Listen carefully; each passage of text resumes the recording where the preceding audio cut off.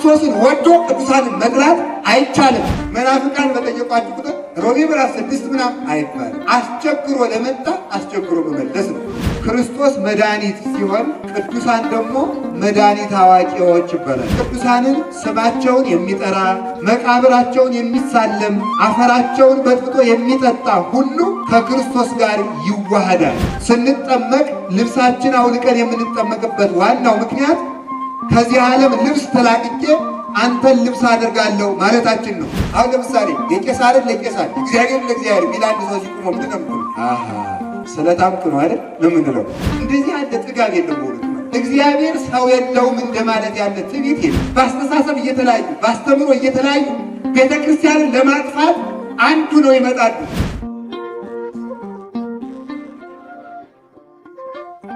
በስመ አብ ወወልድ ወመንፈስ ቅዱስ አሐዱ አምላክ በባሕርዩ ሞት በመንግሥቱ ሽረት የሌለበት ዘላለም ሥላሴ ቅዱስ እግዚአብሔር በልባችን አስበን በአንደበታችን ተናግረን ስለማንዘልቀው ምሕረቱ ቸርነቱ ስሙ የተመሰገነ ይሁን። እግዚአብሔርን የወለደችልን የድኅነታችን መሠረት የጉባኤያችን ምክንያት እናታችን ቅድስት ድንግል ማርያም ወላዲተ አምላክ ክብር ምስጋና ይግባት። እንደምን ዋላችሁ? እንደምን አመሻችሁ? እንደምን ቆያችሁ? ኃጢአታችን ታግሶ እንደ ቸርነቱ የሰበሰበን የአባቶች አምላክ ቅዱስ እግዚአብሔር ክብር ምስጋና ይግባው። አቤቱ ያንተን ነገር እኛ ከልቡናችን አንቅተን ስላንተ እኛ የምንናገር አይደለንምና ስላንተ አንተ በእኛ አድረህ ተናገር እንዳለ እግዚአብሔር አምላካችን በልቡናችን አድሮ ስለሱ እንድናውቅ እንዲረዳን ቅዱስ ፈቃዱ ይሆንልን። በአመፀኛው ገንዘባችሁ ወዳጅ አድርጉበት በሚል ርዕስ እንማማራለን። የሉቃስ ወንጌል ምዕራፍ 16 ቁጥር 9 ቃሉን የተናገረው መምህራችን መድኃኔ ዓለም ኢየሱስ ክርስቶስ ነው። ቃሉን የጻፈልን ቅዱስ ሉቃስ ነው። ሉቃስ ማለት መድኃኒት አዋቂ ባለመድኃኒት ማለት ነው። ቀድሞ በስጋው የስጋ ሐኪም ነበረ። በስጋ ሕክምና ይኖር ነበረ። ኋላ ግን ባለመድኃኒት የሚባለው የነፍስ መድኃኒት የሚያውቅ ስለሆነ መድኃኒት ክርስቶስን የሚሰብክ መድኃኒት ክርስቶስን የሚመሰክር መድኃኒት ክርስቶስን የለበሰ መድኃኒት ክርስቶስን ጉናው ማኅደርነት ያሳደረ የክርስቶስ ቤት በክርስቶስ የዳነ በክርስቶስ የሚያድን ለክርስቶስ የሚኖር በክርስቶስ የሚመራ በክርስቶስ የሚፈውስ ስለሆነ ባለመድኃኒት ይባላል። የቅዱሳንን አማላጅነት ከሉቃስ ስም መረዳት ይቻላል። ሉቃስ ማለት መድኃኒት አዋቂ ባለመድኃኒት መድኃኒት ያለበት ማለት ነው የስሙ ትርጓሜ። ክርስቶስ መድኃኒት ሲሆን ቅዱሳን ደግሞ መድኃኒት አዋቂዎች ይባላል። ክርስቶስ መድኃኒት የባሕሪ መድኃኒት ነው። ልክ ብረትን ከእሳት ውስጥ ስናስገባው የእሳቱን ባሕሪ ገንዘብ አድርጎ ብረቱ እንደሚያቃጥል ሁሉ እንደዚሁ ክርስቶስ ያደረባቸው ቅዱሳን እሳት እግዚአብሔር ስላደረባቸው ያቃጥላሉ፣ ብርሃን እግዚአብሔር ስላደረባቸው ያበራሉ፣ መድኃኒት እግዚአብሔር ስላደረባቸው ይፈውሳሉ፣ ጥበብ ክርስቶስ ስላደረባቸው ጥበብን ይገልጻሉ፣ ጨው ክርስቶስ ስላደረባቸው ያጣፍጣሉ። ስለዚህ ቅዱሳን ባለመድኃኒቶች ይባላል። ብረቱን የነካ ሁሉ እሳቱ በብረቱ ላይ ስላለ እንደሚቃጠል የቅዱሳንን ስማቸውን የሚጠራ መቃብራቸውን የሚሳለም አፈራቸውን በጥብጦ የሚጠጣ ሁሉ ከክርስቶስ ጋር ይዋሃዳል። የጨርቁን ጫፍ ብነካ እፈወሳለሁ ብላለቻች ሴት። የጨርቁን ጫፍ ብነካ እፈወሳለሁ ካለች የክርስቶስ የጨርቅ ጫፍ ምንድን ነው ሲባል ቅዱሳን ናቸው። ምክንያቱም ዮሐንስ ወንጌል ምዕራፍ 14 ላይ ቃሌን የጠበቀ ቢኖር እኔም አባቴም መንፈስ ቅዱስም መጥተን እናድርበታለን ብሎ ባለቤቱ በማይታበል ቃሉ ስለመሰከረ፣ ስለዚህ ጌታችን መድኃኒታችን ኢየሱስ ክርስቶስ እሱ ሲያድርባቸው ቃሌን በሚጠብቅ መጥቼ እኔ አድርበታለሁ፣ አባቴም ያድራል፣ መንፈስ ቅዱስም ያድራል ስላለ፣ ስለዚህ ክርስቶስ ካደረባቸው ቅዱሳን የክርስቶስ ልብሶች ናቸው ማለት ነው። ክርስቶስ የቅዱሳንና የክርስቲያኖች ልብስ ነው። አዲሱን ሰው ልበሱት እንዳለ ቅዱስ ጳውሎስ ልብሳችን ኢየሱስ ክርስቶስ ነው። ስንጠመቅ ልብሳችን አውልቀን የምንጠመቅበት ዋናው ምክንያት ከዚህ ዓለም ልብስ ተላቅቄ አንተን ልብስ አደርጋለሁ ማለታችን ነው። ልብስ አውልቀን የምንጠመቀው ልብሳችን አንተ ነህ ለማለት ነው። እኛ የእሱ ልብሶች ነን። ለምን? በእናንተ አድራለሁ ብሎ ተናግሯልና። እሱ ልብሳችን ነው፣ በእሱ ከለላነት እንኖራለንና። ሐዋርያው ቅዱስ ጳውሎስም አንደኛ ቆሮንቶስ ምዕራፍ 3 ቁጥር 16 ላይ እናንተ የመንፈስ ቅዱስ መቅደስ ማደሪያ ቤት እንደሆናችሁ አታውቁምን? ስለዚህ እኛ የመንፈስ ቅዱስ ማደሪያዎች ከሆን እኛ የእግዚአብሔር ልብሶች ነን። ቅዱሳን የእግዚአብሔር ልብሶች ናቸው። ስለዚህ ጨርቁን የዳሰሰ እንደተፈወሰ ጨርቁን ዳሳ 12 ዓመት የፈሰሰው ደም እንደቆመላት ሁሉ ቅዱሳን የክርስቶስ ልብሶች በመሆናቸው ምክንያት የቅዱሳንን ስማቸውን የጠራ ገድላቸውን ያነበበ መቃብራቸውን የተሳለመ በዓላቸውን ያከበረ የክርስቶስን ጨርቅ እየዳሰሰ ነው ማለት ነው። የቅዱሳን ምልጃ አያስፈልገኝም የሚል ቢኖር ግን የክርስቶስን ጨርቅ ዳስሼ ከደዌ መፈወስ አልፈልግም ብሎ ልብሰ ክርስቶስን የካደ ነው ማለት ነው። ቅዱሳንን መናቅ የክርስቶስን ልብስ መናቅ ነው። ለምን? ቅዱሳን የክርስቶስ ልብሶቹ ናቸውና። ስለዚህ ማርያም መድኃኒት ናት፣ ነቢያት መድኃኒት ናቸው፣ ሐዋርያት መድኃኒት ናቸው፣ ቅዱሳን ጻድቃን፣ ሰማዕታት፣ ደናግል፣ መነኮሳት፣ መላእክት መድኃኒት ናቸው የምንለው በባህሪያቸው አምላክ ናቸው፣ እግዚአብሔር ናቸው ማለታችን ሳይሆን የእግዚአብሔር ማደሪያ ከመሆናቸው የተነሳ በሚያድርባቸው በእግዚአብሔር ግብር መድኃኒት ተብለው ይጠራሉ። ለምን? መድኃኒት ክርስቶስ በእነሱ አድሮ ስላለ። መኃልየ ዘሰሎሞን ምዕራፍ 1 ላይ አቤቱ ስምህ እንደሚፈስ ዘይት ነው ይላል። ስምህ እንደሚፈስ ዘይት ነው ማለት ምን ማለት ነው? ክርስቶስ የሚለው ስም ክርስቲያን በሚባሉት ላይ ፈሶባቸዋል ማለት ነው። ቅዱስ ዳዊትም መዝሙር 22 ላይ ራሴን በዘይት ቀባ ይላል። ራሴን በዘይት ቀባ ማለት ርዕሰ ልቡናዬን የልቡናዬን ራስ ክርስቶስ በሚባለው በሚያበራው የስምህ ዘይትነት አከበርከው ማለት ነው።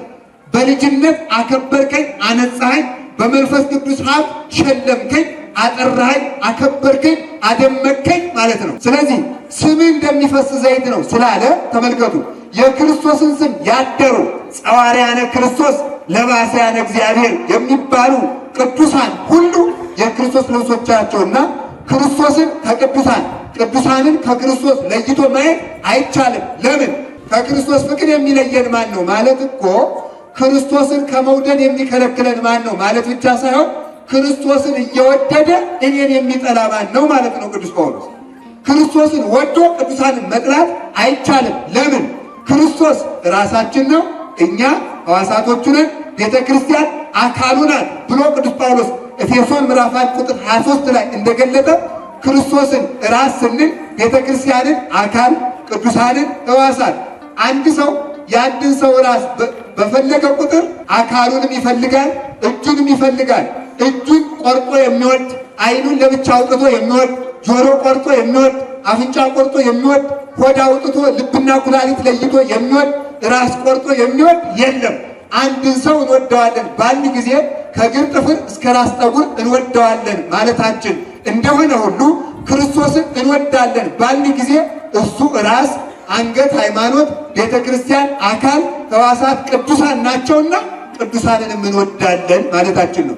እነዚህን መዳሰስ ክርስቶስን መዳሰስ ነው። እነዚህን መንካት ክርስቶስን መንካት ነው። ስለዚህ ቅዱስ ሉቃስ ምን ተባለ? መድኃኒት አዋቂ። ከእነዚህ መድኃኒቶቻችን እግዚአብሔር አይነጥለን። ይህንን ቀላቅለው ከሚያደናግሩ ተኩላዎች እግዚአብሔር ይሰውረን። ስለዚህ ምን አለ ሰሎሞን? ምን አለ? እነዚህን ወይናችን እንዳያፈራ የሚቆጠቁጡትን ጥቃቅን ቀበሮች አጥምዳችሁ ያዙልኛል። እነዚህ ወይናችን ወንጌላችን እንዳያፈራ ትንቢተ ነቢያት፣ ስብከተ ሐዋርያት፣ ደመ ሰማዕታት፣ መዓዛ መነኮሳት፣ ትጋሃ መላእክት በእኛ ሕይወት ላይ እንዳይገለጥ ቅዱሳን አያስፈልጉም እያሉ የሚቆጠቁጡትን እነዚህን ቀበሮዎች አጥምዳችሁ ያዙልኝ። በምን ነው የምናጠምዳቸው? በወንጌል መረብነት። ወንጌል መረብ ናት። አጣዎች ምዕመናን ናቸው። በሕይወት አጥምዱ፣ ራሳችሁን ለይታችሁ ኑሩ። ለዚህ ነው ቅዱስ ሉቃስ ስለ ክርስቶስና ስለ ድንግል ማርያም ሲመሰክር ቃለ እግዚአብሔር ሲጽፍ እጁን ቆረጠው። ቢቆርጠው ግን ተመልከቱ፣ ከዚህ ሁሉ ነገር አላዊ ንጉሥ እረፍ፣ የክርስቶስን ስም አትጻፍ፣ የእናቱን ስም አትጻፍ አለው። የዚህ ጊዜ ምን አለ? አይ እኔ አካሌም ክርስቶስ ነው፣ ሕይወቴም ክርስቶስ ነው፣ ብርሃኔም ክርስቶስ ነው ብሎ መጽሐፍ ጀመረ። እጁን በሰይፍ ቆረጠው። መድኃኔዓለም ግን የብርሃን እጅ ቀጠለለት። እኛ የምናየውን አካላችን ብናጣ የማናየውን አካል የሚሰጥ ሕያው እግዚአብሔር አለ። ለዚህ ነው ተመልከቱ፣ የሚታየው ቤታችን ቢፈርስም አለ የማይታይ የሰው እጅ ያልሰራው ቤት በሰማያት አለን አለ ቅዱስ ጳውሎስ ሁለተኛ ቆሮንቶስ ምዕራፍ 5 ላይ። የሚታየው ቤታችን ቢፈርስም ማለት ስለ ቤት፣ ስለ ማገርና ስለ ግድግዳ፣ ስለ ቆርቆሮና ስለ ሲሚንቶ እያወራ እንዳይመስላችሁ። የሚታየው ቤታችን ቢፈርስም ማለት በሰማይ የሰው እጅ ያልሰራው ቤት አለን ማለት የሚታየውን እጃችን ብትቆርጥም የሚታየውን ዓይናችን ብታወጥም የልቡን ዓይን አለን። የሚታየውን እጃችን ብትቆርጥም የልቡን እጅ አለን።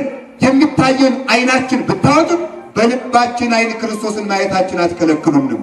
የልቡናችን የሚታየውን እግራችን ብትቆርጥም በነፍሳችን እግር ወልደ እጓለ እመሕያው ክርስቶስ በዘማነ አብ በዘማነ ኪሩብ በየማነ አብ እስከተቀመጠበት እስከ ጽርሐ አርያም ድረስ በእግረ ልቡናችን እየከነፍን መመሰጣችን የሚከለክለን የለም እያሉ ቅዱሳን ይዘምራሉ። ስለዚህ ቅዱስ ሉቃስ በእናቱ በድንግል ማርያም ጀምሮ በድንግል ማርያም የጀመረ በመቅደስ ጀምሮ በመቅደስ የፈጸመ ታላቅ አባት ነው። የቅዱስ ሉቃስ እናታችን ድንግል ማርያም ለእኛ ምስጢሩን ትግለጥልን። ስለ ወንጌሉ ጸሐፊ ይህን ያህል ካልኳችሁ ወደ ርዕሳችን እንምጣ። ገንዘባችሁ ባለቀ ጊዜ፣ ገንዘባችሁ ጠብቅና ለመቆም በማይችልበት ጊዜ፣ ገንዘባችሁ በማይጠብቃችሁ ጊዜ የሚጠብቁ እረኞች፣ ገንዘባችሁ በማይመግባችሁ ጊዜ የሚመግቡ መጋቢዎች፣ ገንዘባችሁ በማይፈውሳችሁ ጊዜ የሚፈውሱ መድኃኒት አዋቂዎች፣ ገንዘባችሁ በማያለብሳችሁ ጊዜ የብርሃን ልብስ የሚሰጡ፣ ገንዘባችሁ ቤት በማይሰራላችሁ ጊዜ በብርሃን ቤት በእንግድነት የሚቀበሏችሁን ወዳጆች በሚያልቀው ገንዘባችሁ የማያልቅ ወዳጅ አብጁ ብሎ ጌታችን መድኃኒታችን ኢየሱስ ክርስቶስ አስተማረ። ከዚያም እንዲህ አለ፣ በዚህ ዓለም የሚኖሩ ሰዎች የዚህ ዓለም ሰዎች ከብርሃን ልጆች ይልቅ ጥበበኞች ይሆናሉና በአመፀኛው ገንዘባችሁ ወዳጅ አብጁ ብለህ ሰር ነው ነገሩ። ስለዚህ ምን አለ ተመልከቱ። ብለህ ሰር አንድ ምሳሌ እስኪ ልንገራችሁ፣ የቤተክርስቲያናችን ትርጓሜ እንድታውቁት በዚያው አካሄዱን ማለት ነው። እኔ የሕይወት እንጀራ ነኝ በሉ። ማነው እንዲህ አለ? ጌታችን መድኃኒታችን ኢየሱስ ክርስቶስ ነው። እኔ የሕይወት እንጀራ ነኝ አለ። አሁን ተመልከቱ። እንግዲያውማ አለ ቅዱስ ጳውሎስ የፍጡር ሥጋ ሕይወት ይሰጣል አይሰጥም ይላል። ሕይወት ማን ነው? እግዚአብሔር ይላል። ተመልከቱ። እንግዲያማ አለ ተመልከቱ። ሕይወት የፍጡር ሥጋ ሕይወት የማይሰጥ ከሆነ፣ የፍጡር ደም ሕይወት የማይሰጥ ከሆነ፣ ሕይወት ደግሞ እግዚአብሔር ከሆነ እንግዲያውማ ክርስቶስ እግዚአብሔር ነው ብለህ ሰር። ገብቷችኋል? ስትሞቱ ይገባችኋል። እንግዲህ አሁን ካልገባችሁ ምን አደርጋለሁ? ሆነ ለመጽደቅ ያብቃል። ስንጸድቅ ይገባናል። እንግዲህ ገንዘብ ሲባል ሳንቲማችሁና አካውንታችሁ ላይ እንዳትሮጡ፣ በሞት ያፈርሰዋል። ሌላ ትርጉም አለ። በነገራችሁ ላይ ሰው በልቡናው ያለውን ነገር ይዞ ስለሚጠይቅ ጥያቄው ሁሉ እንደ ልቡናው እንዲመለስለት ስለሚፈልግ ሳይመለስለት ነው የሚቀር። አሁን ለምሳሌ የቄሳርን ለቄሳር እግዚአብሔርን ለእግዚአብሔር ቢል አንድ ሰው ሲቁሞ ምንድን ነው የምትሉ? ስለታምጡ ነው አይደል ነው የምንለው። ግን ትርጉሙ ሌላ ነው። እኛም ማበላሽተነዋል፣ እናንተ ማበላሽታችሁ። ትርጉም ቅዱስ ቄርሎስ ምን አለ? አይሁድ ተሰብስበው ክርስቶስን እንዲህ አሉት አይደል? ለቄሳር ግብር እንክፈል አንክፈል አሉ። ተንኮለኞች ናቸው። እንደዚህ ዘመን ሰው ማለት ነው። አይ ክፈሉ ቢላቸው ኢሳይያስ የመንግስት ቅጥረኛ ነው፣ ፖለቲከኛ ነው ሊሉ ነው። እንግዲህ ተመልከቱ። የመንግስት ቅጥረኛ ነው፣ ለመንግስት አዳሪ ነው ሊሉት፣ እውነተኛ መምህር አይደለም ሊሉ ነው። አትክፈሉ ቢላቸው ደግሞ ለመንግስት ሂደው ነገር ይሰራሉ። ነገር ይሰሩና ግብር አትክፈሉ ብሏል ብለው ደግሞ ለሞቱ ምክንያት ሊፈልጉ ነው። ይህንን የሚተናኮል ልብ የፈጠረ አምላክ ተንኮሉን አያውቅም ብሎ ማሰብ እንዴት ያልችልነት። ምን አላቸው? በሳንቲሙ ላይ ያለው ፎቶ የማን ነው አሉት። በጣም የሚገርማችሁ ያ ሳንቲም በቀኝ ጎኑ የኪሩቤል ስዕል፣ በግራ ጎኑ የቄሳር ፎቶ ነበረበት። ከዚያ በኋላ የቄሳር አሉት። ከዚያ ምን አላቸው? የቄሳርን የእግዚአብሔርን ምን ማለት ነው? አንዲቱን ሳንቲም አንድ ጎኗን ለቄሳር አንድ ጎኗን ለእግዚአብሔር ስጡ። እነሱ ሊያስቸግሩ እንደመጡ እሱ ማስቸግሮ ሰደዳቸው። አንድን ሳንቲም ከሁለት እንዴት አድርጎ መክፈል ይቻላል? ቀኝ ጎኑን ለእግዚአብሔር ግራ ጎኑን ለቄሳር ክፈሉ አላቸው። ልታስቸግሩ ከመጣችሁማ እኔ ያውቃለሁ ብሎ አስቸግሮ ሰደዳቸው። አንዳንድ ጊዜ ልንገራችሁ፣ መናፍቃን በጠየቋችሁ ቁጥር ሮሜ ምዕራፍ 6 ምናምን አይባልም። አስቸግሮ ለመጣ አስቸግሮ መመለስ ነው። ሊድን ለመጣ የሚያድን መንገድ ነው። ሰምታችሁኛል? የዮሐንስ ጥምቀት ከምድር ነው ከሰማይ ሊቁ መምህራችን አሉት ጌታ አይደለም እሱ ነው እንጂ ይቅርታ።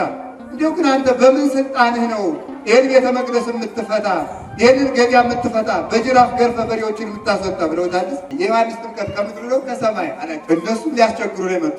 ከሰማይ ብንለው አታምኑበትም ኑሯል ይለናል። ከምድር ነው ብንል ዮሐንስን ብዙ ይወደዋል ይወግረናል። አናውቅም ማለት እንግዲያስ የማልነግርህ። ስለዚህ ተመልከቱ፣ አስቸግሮ ለመጣ ሰው አስቸግሮ ነው የሚመለስ። አስቸግሮ ለመጣ ሰው አስቸግሮ ይመለሳል። ለምሳሌ አልፎንሱ ሜንዴዝ የሚባል የካቶሊክ ሊቀ ጳጳስ ጎንደር ላይ በተደረገ ክርክር በአፄ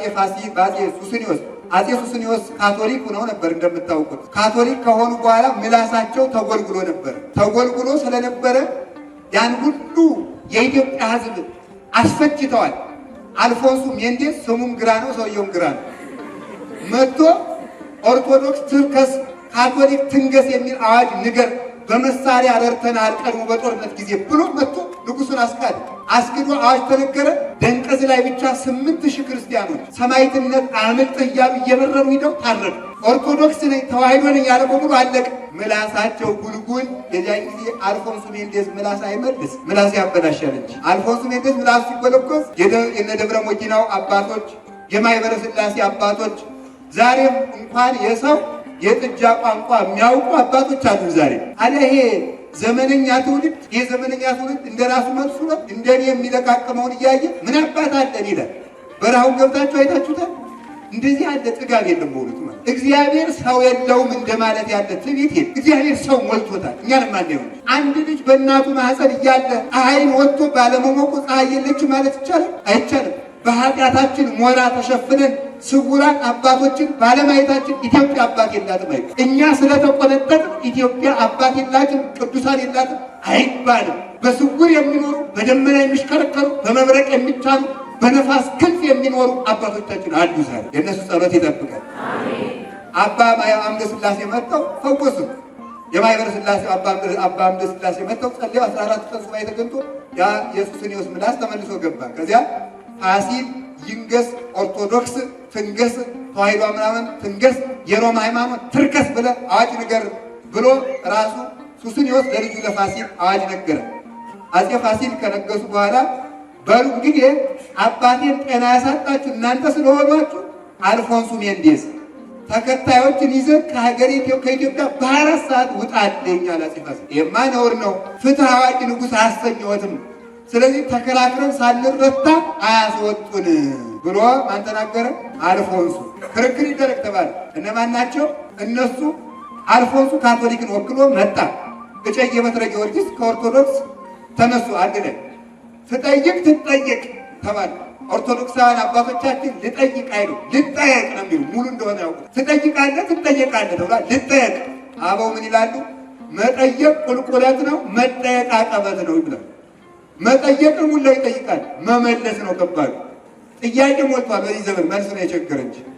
ቤተ ክርስቲያን ግን መልስ አላት ብቻ ሳይሆን ቤተ ክርስቲያኒቱ ራሷ መልስ ናት። ቤተ ክርስቲያኒቱ ራሷ አካሏ፣ ግድግዳዋ፣ ጉልላቷ በሙሉ ጸናጽሏ፣ መቋሚያዋ፣ ትምህርቷ ቤተ ክርስቲያን መልስ ያላት ቤተ ክርስቲያን ሳትሆን ኦርቶዶክስ ተዋሕዶ ራሷ መልስ የሆነች ቤተ ክርስቲያን። ከዚያ በኋላ ተመልከቱ፣